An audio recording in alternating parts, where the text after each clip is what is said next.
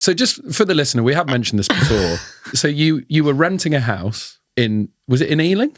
East Acton. East Acton. And you were doing like research and development for all the dishes for Cole. Yeah. And what you did is you ripped out the whole kitchen and put a professional kitchen in it. Yeah. And you didn't tell the landlord. Yes. Just like when I ripped out my living room and put a comedy club in there.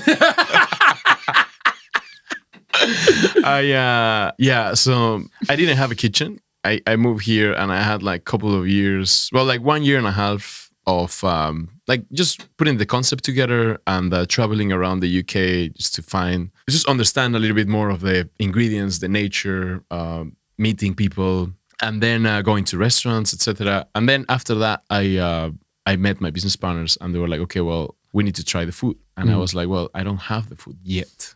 The food is going to happen, but I need to do some research while we were finding this location, because here in London, it takes forever to get a site. Yeah.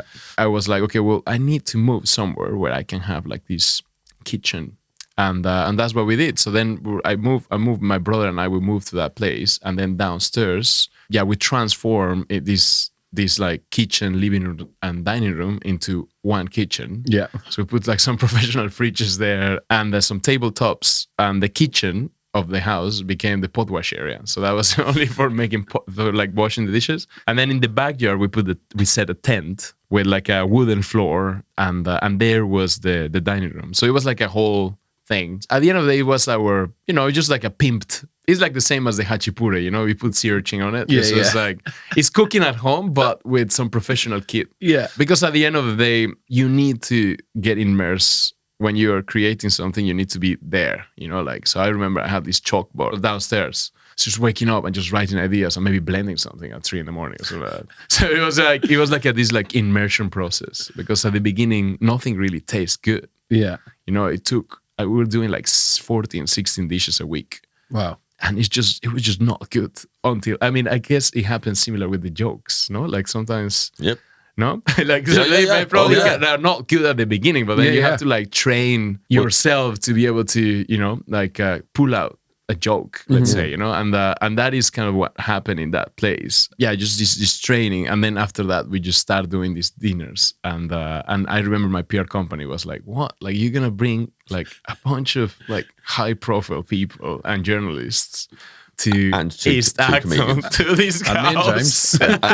and 2 idiots who literally couldn't believe their luck. And they will, but like thankfully everyone said yes, and everyone was really like, it was really unusual, because it wasn't like, okay, well, we're gonna go to this pre-opening of a restaurant in Mayfair. It was more like, okay, well, you guys gonna get your way into that location in this random house, and then we'll see what happened. With it was like IKEA furniture outside, and some things that we bought in Facebook Market, like to have like this, like a couch, and like whatever cheap glasses we had. Like it wasn't like anything fancy, but the idea was the important thing. It felt pretty fancy to us, I'll be honest. It was quite early in the life of this podcast as well, I think, wasn't it? It was. We weren't, and we don't get invited to loads of like stuff like that very regularly anyway, even now. But like you should. Ed does. Ed's on Instagram.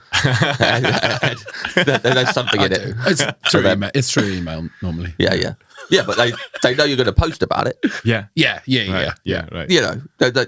You got to scratch their back. You got to play the game. Yeah. That's why I only say yes to ones that I know I'm going to like anyway. Yeah. No, but it's good stuff. Yeah, but I think it's very important to be part of a wider community. Like not only inviting food, like people that are like restaurateurs or chefs or journalists, also to get to connect with other people, because at the end of the day, the restaurant is not going to have only chefs eating there, like it's not, it's amazing when someone from the industry comes, because like we get excited because like we are part of the same industry, but at the end of the day you have like guests that are like from all different backgrounds, so, and then also it's just great to meet cool people like you guys, so yes it is.